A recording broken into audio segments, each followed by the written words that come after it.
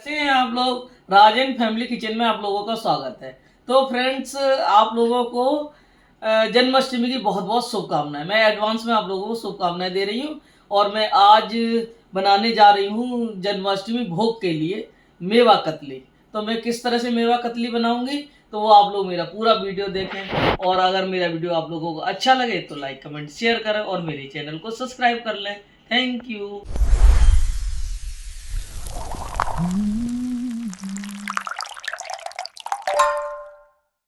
मैंने मेवा कतली के लिए ये गोला लिया है। तो मैंने ये गोला कद्दूकस कर लिया है। ये काफ़ी बड़ा गोला था तो मैंने एक गोला पूरा कद्दूकस कर लिया है। और मैंने उसके लिए ली है जी किशमिश। और ये मेरे पास है काजू। ये मेरे पास है चिरौंजी। और ये मेरे पास है छोटी इलायची। और ये है बादाम। और ये है खरबूजे के बीज। और ये है गोंद, जो गोंद भी डालूंगी। और ये मखाने हैं। और उसके लिए मैंने इतनी चीनी ली है। तो मैं आप लोगों को दिखाती हूँ मैं किस तरह से इसकी मेवा कतली बनाऊंगी जन्माष्टमी के लिए। पहले मैं घी नहीं डालूंगी, इसी तरह से फ्राई करूंगी खाली।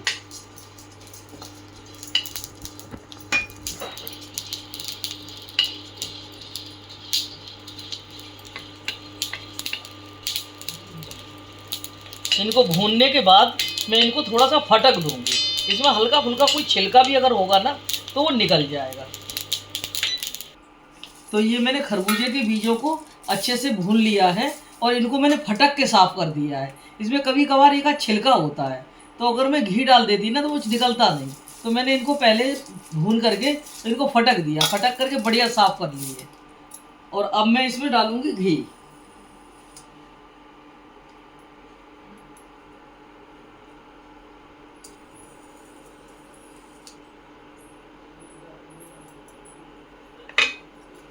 मैं इसमें बादाम भूनूंगी। मैंने ये घी डाल दिया है, घी गर्म हो गया है। अब मैं पहले इसमें बादाम भूनूंगी।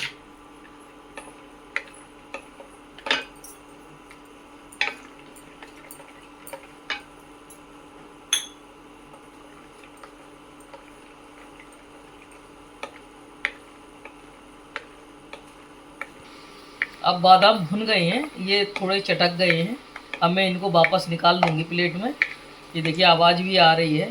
तो बादाम हमारे अच्छे से भुन गए हैं। इनको मैं इस तरह से निकाल लूँगी।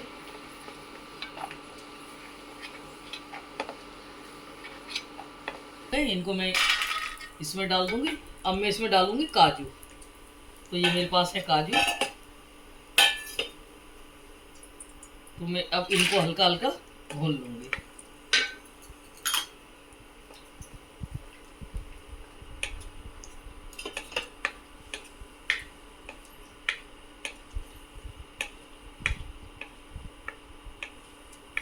तो मैं इसको ज़्यादा तेज उस पर नहीं करूँगी।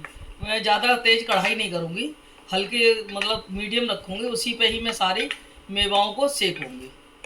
ज़्यादा तेज करेंगे ना तो ये ऊपर ऊपर जल जाएंगी और अंदर रह जाएंगी कच्ची, और अच्छी स्वाद भी अच्छा नहीं आएगा। तो मैं इसलिए इसको बिल्कुल मीडियम कर रखा है मैंने। तो उसमें मैं भून रही हूँ, क्योंकि मेवा भी है तो ये ज़्यादा तेज आग इनको ज़रूरत नहीं होती है।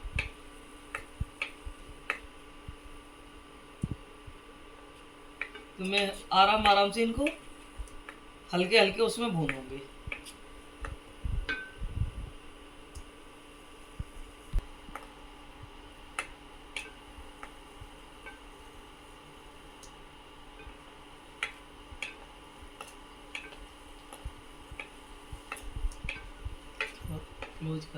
क्लोज बनाए रखना, ठीक है।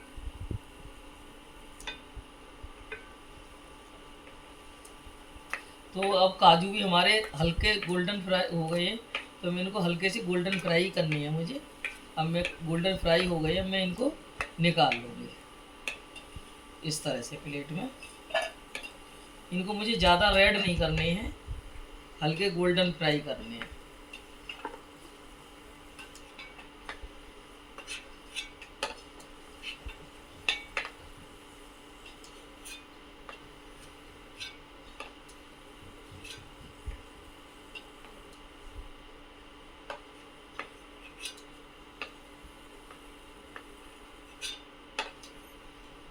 तो ये मैंने काजू भी निकाल लिए हैं, इनको भी मैं इस तरह से रख दूँगी।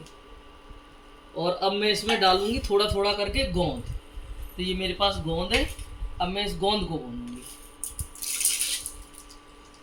इसके लिए भी तेज आग नहीं चाहिए होती है, ये भी धीमे में अच्छा सिकेगा। और अगर तेज होगा तो ये ऊपर ऊपर फूल जाएंगे, अगर अंदर ये कच्चे रह जाएंगे। तो इसको हम 2 बार में फ्राई करेंगे। तो देखिए मेरे गोंद भी अच्छा सा भुनना है।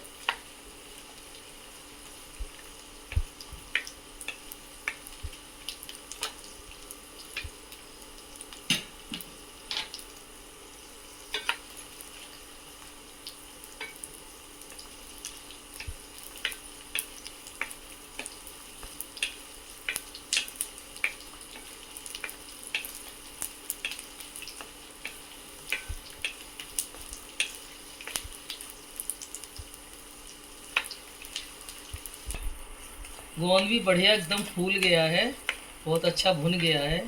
अब इसको भी मैं निकाल दूंगी।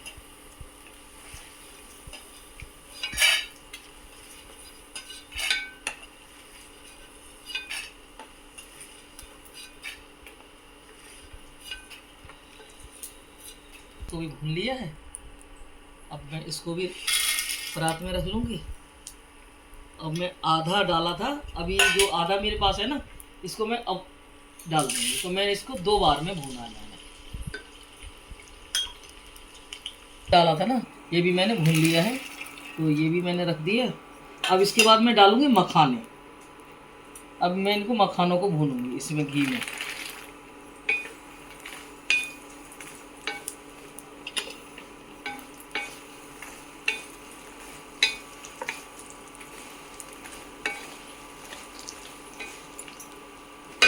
ये मखाने भी मैंने अच्छे से भून लिए हैं। अब मैं इनको भी निकाल लूँगी। तो देखिए बढ़िया से हल्के हल्के गुलाबी सिक गए हैं। अब मैं इसको इस प्लेट में निकालूँगी।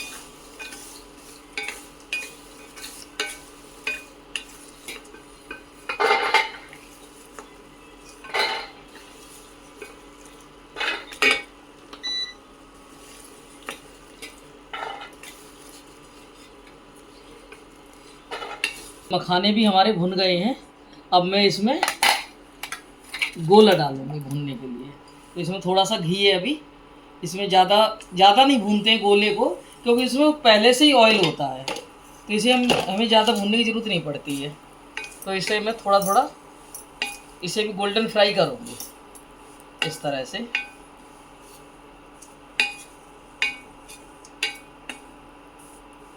हमारा फ्राई हो गया है। इसको हमें बहुत ज़्यादा फ्राई नहीं करना है। ये इस तरह से फ्राई हुआ है। तो अब इसमें मैं चिरौंजी डालूँगी। ये मेरे पास चिरौंजी है, इसको चिरौंजी को डाल दूँगी, क्योंकि इनमें ज़्यादा नहीं इनको सेकना चाहिए, ज़्यादा नहीं सेकते हैं। तो मैं इसको चिरौंजी को डाल दिया। अब मैं इसमें, ये मेरे पास है किशमिश, अब मैं किशमिश भी डाल दूँगी इसी में। तो ये मैं थोड़ा थोड़ा इनको सारों को इसी के साथ भून लूँगी। तो फ्रेंड्स, सबका अपना अपना तरीका होता है बनाने का। तो मेरा कैसा तरीका है तो वो मैं आपको दिखाती हूँ, मैं किस तरह से बनाऊँगी। तो मैं आपको दिखाती हूँ कि मैं ये जो चिरौंजी है, किशमिश है और गोला है, इसको मैं पीसूँगी नहीं, और बाकियों को मैं दरदरा पीसूँगी। अब इसको मैं नहीं पीसूँ, मैं खरबूजे के बीज भी नहीं पीसूँगी, उनको भी मैं इसी तरह से डालूँगी। बाकी गोंद है, मखाने हैं और ये काजू बादाम, इनको मैं थोड़ा दरदरा पीस लूँगी। तो ये मेरे अच्छे से, ये भी सारी चीज़ें मैंने मिक्स कर दी हैं, भुन गई हैं। अब इसी में मैं इनको बीजों को भी डाल दूँगी। ये बीज जो मैंने भून के रखे थे ना, तो मैंने इनको सूखा इसलिए भूना था कि इसमें हल्के से छिलके भी हो जाते हैं कभी कभी, तो वो मैंने फटक के निकाल दिए इनको भून करके। और अब मैं इसको, इसमें सारी चीज़ों को इस तरह से एक साथ फ्राई कर लूँगी। तो मुझे ज़्यादा इन चीज़ों को फ्राई नहीं करना है, बहुत ज़्यादा, थोड़ा ही थोड़ा करना है। तो एक मेरा हो ही गया है। अब मैं बंद कर रही हूँ।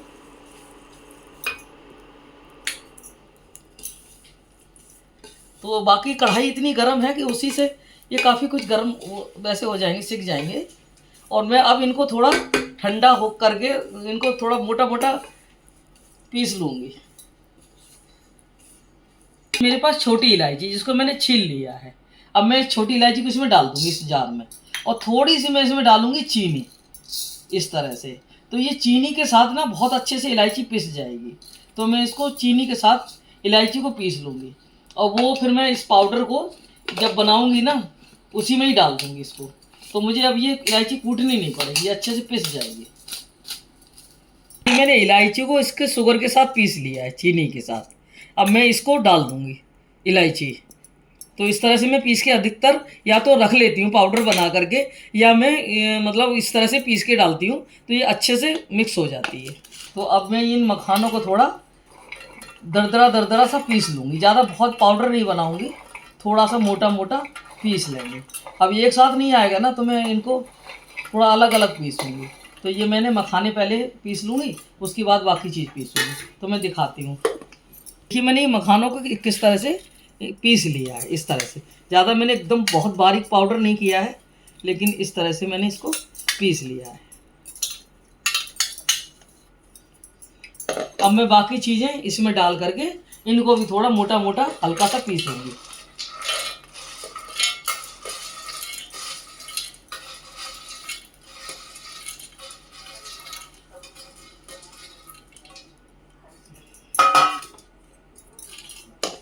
गोंद था, बादाम थे, काजू थे, इनको सबको मैंने इस तरह से इसको भी पीस लिया है। अब मैं इसको भी इसी में ही मिक्स कर दूंगी इस तरह से।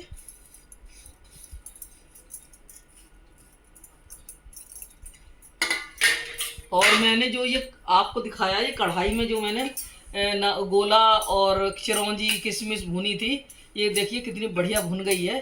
अब इसको मैं पीसूंगी नहीं, अब इसको मैं इसी तरह से इसमें मिक्स करूंगी। तो इसको मुझे नहीं पीसना है। इस तरह से मैं, देखिए कितना सुंदर बन के तैयार हो गया है। अब मैं इस तरह से इसको सारा मिक्स करूंगी। अब मैं इसमें चीनी जो डालूंगी ना, उसके लिए मैं मेजरमेंट करके आपको दिखाती हूँ कि मैं किस तरह से, कितनी मुझे चीनी की ज़रूरत पड़ेगी, तो वो मैं डालूँगी। इस तरह से मैंने इसको बढ़िया सा मिला लिया है। देखिए कितना सुंदर हमारा तैयार हो गई मेवा सारी। अब मैं इससे इसे नाप लूँगी। तो मैं इसको इस तरह से नापूँगी। तो मैं ऐसे प्लेन प्लेन भर के इसमें नापूँगी, ज़्यादा ऊपर तक नहीं भरूँगी। तो एक बाउल ये मैं इसी कढ़ाई में डालती जा रही हूँ।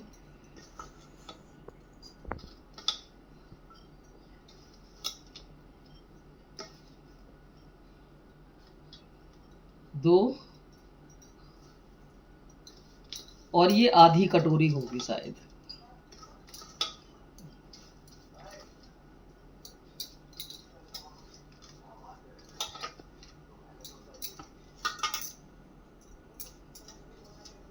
ये लगभग 3 ही है, क्योंकि थोड़ा सा खाली है। तो मैं इस तरह से इसको ले लिया है, थोड़ा खाली है। 3 ही समझ लो, 3 ही है। तो मैं इसमें 1.5 ये बाउल भर के चीनी डालूंगी। तो देखिए एक बाउल ये है चीनी, इसको मैंने लिया है, और मैं आधी बाउल और लूँगी। तो मैं 1.5 बाउल लूँगी, क्योंकि मेरे पास 3 बाउल थे ये मेवा, तो मैं 1.5 बाउल लूँगी। तो मैं आधा बाउल और लूँगी। चीनी और ले ली है। तो ये मेरे पास 1.5 बाउल चीनी हो गई और 3 बाउल मेरे मेवा हो गई। तो ये कढ़ाई छोटी है, मैं इस दूसरी कढ़ाई रखूँगी, उसमें मैं बनाऊँगी। तो छोटी कढ़ाई पड़ रही थी, इसलिए मैंने बड़ी कढ़ाई में बना रही हूँ। अब मैंने गैस जला दी है, और इसमें मैं इसी बाउल भर के, क्योंकि मैंने 1.5 बाउल चीनी डाली है, तो मैं इसमें 1 बाउल ऊपर तक भर के इसमें पानी डाल देंगे। इतना काफ़ी है, 1 बाउल में पानी डाल दिए। अब इसी में जो मैंने नाप के चीनी रखी थी ना, वो मैं चीनी भी डाल दूँगी इसमें। तो ये मैंने मेवा निकाली थी ना इसमें सेक करके, तो उसी की मेरी परात है, इसी में ही मैं जमा दूँगी कतली भी, क्योंकि चिकनी भी हो रखी है।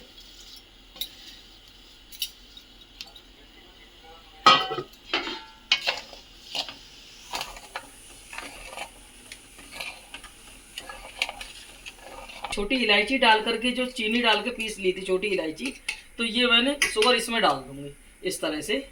तो इलायची वाला ये पाउडर है।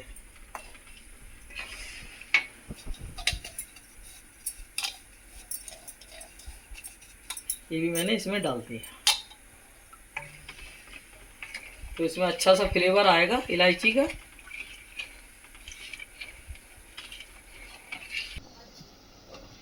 तो देखें आप लोग, ये जब एक तार की चाशनी बन जाएगी ना, जब मैं इसको इसमें ये मेवा जो मैंने भून के पीस के रखी है ना, इसको डालूंगी। और मैंने इधर ये अपनी परात और ये थाली, इसको घी ग्रीस करके रख लिया है। और ये मैंने मेवा सारी तैयार करके रख ली है।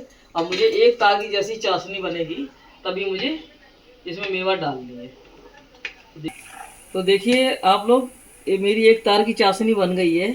अब देखिए तार निकलने लगा है एक, इस तरह से।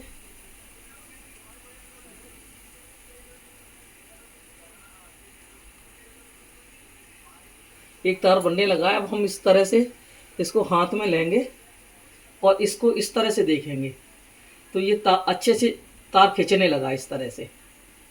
ये देखिए, ये तार बनने लगा है।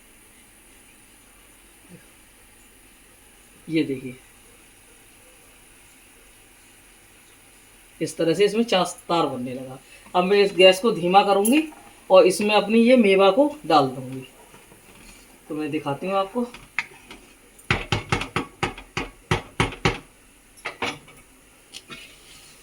तो मैंने इस मेवा को इसी कढ़ाई में रख दिया था उठा करके। अब मैं इसको इस तरह से इसमें पलट दूंगी।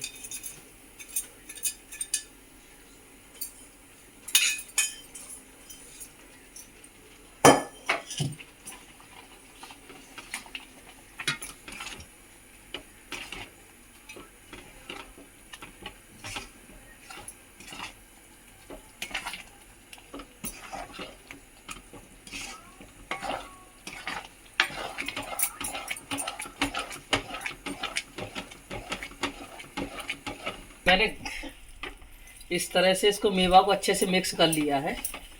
देखिए,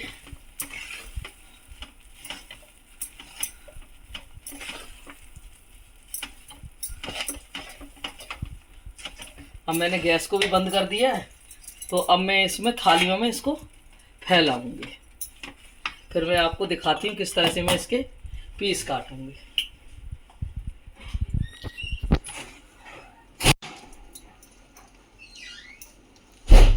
फ्रेंड्स, ये 3 जगह इस तरह से इनको फैला दिया है।